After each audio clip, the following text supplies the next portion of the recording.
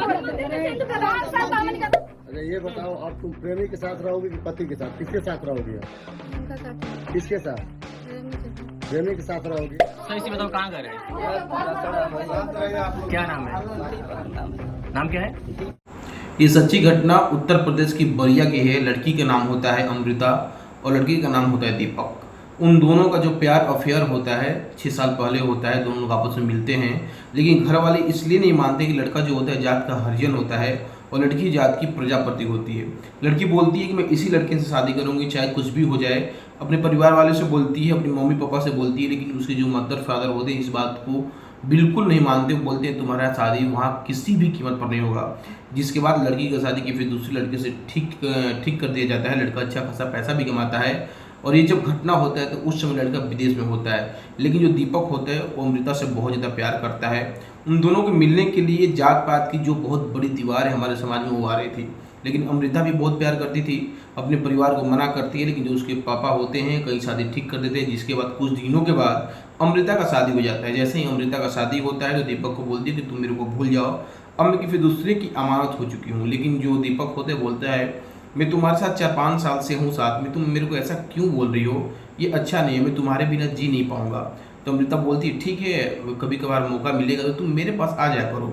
एक दिन का समय होता है, उसको बुलाती है, बात करती है, अपने घर पे भी रखती है, कोई नहीं जानता है। यह सिलसिला लगभग हमेशा चलने लगता है, मतलब 1 बार 2 बार 3 बार 4 बार। एक समय का वक्त होता है, दीपक आता है, रात का समय होता है। जिसके बाद अमृता कमरे में समा जाता है। उसके घर में उसके सास ससुर होते हैं और कोई नहीं होता है वहाँ पे।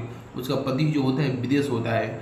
अमृता और दीपक साथ में कमरे में होते हैं, लेकिन जो अमृता की सास होती है किसी तरीके से दीपक को देख लेती है। जब दीपक को देखती है तो आगे का दरवाज़ा खींच कर उसको बंद कर देती है। जिसके बाद वो आवाज़ लगाने लगती है। जो उसके पति होते हैं, जो पति के भाई होते हैं, वो फ़ौरन दौड़े हुए आते हैं, पूछते हैं क्या बात है क्या बात है। तो बताती हैं कि इसमें एक लड़का है। जब लड़के को देखा जाता है तो पता चलता है कि लड़का कोई और नहीं बल्कि अमृता का आशिक है जिसका नाम दीपक है। इन दोनों को बहुत प्यार था, बहुत मोहब्बत था। इसकी खुलासा वहीं पर होती है, ससुराल वालों को वहीं पता चलता है। इसके बाद इससे पहले किसी को पता नहीं था कि जो अमृता है ये फिर दूसरी लड़के से प्यार करती है।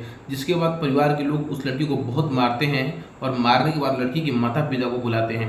माता पिता आते हैं, तब तक 112 नंबर पर फ़ोन हो जाता है, पुलिस भी आती है और घटना का मुआयना करने लगती है। तो पता चलता है कि जो अमृता है दीपक के साथ ही रहना चाहती है।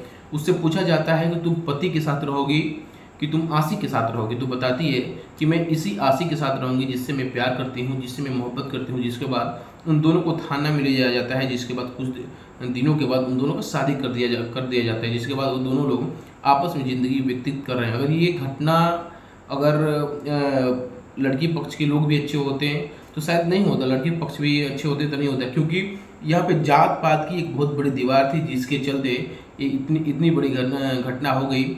आपको इस वीडियो के कमेंट बॉक्स में क्या कहना है आप बता सकते हैं। इसी के साथ